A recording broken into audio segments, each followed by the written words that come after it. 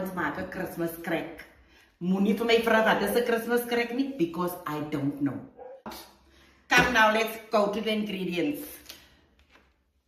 2 pakkies beskuitjies. Chocolate.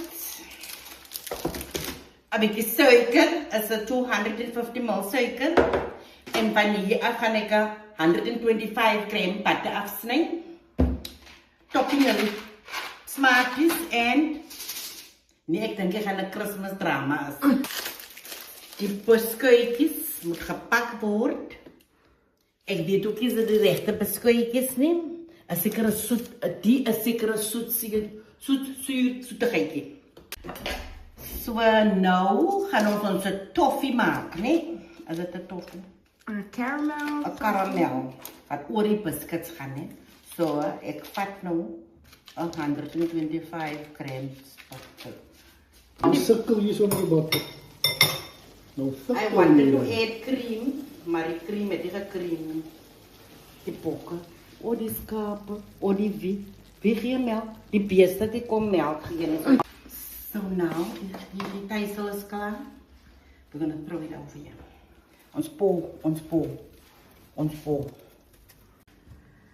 Mommy, I think maybe we shouldn't this be in the fridge in the oven longer.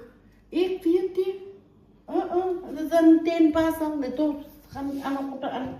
Ek gaan net aan gaan doen. Ek weet nie wat gaan nie aan. It's supposed to be hard, like so when you crack it open, it's not supposed to be soft.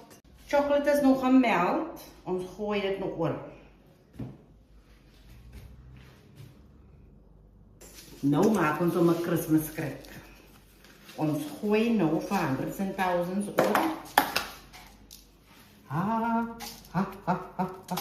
En dit was 'n Christmas crack eintlik, soos 'n Christmas boom.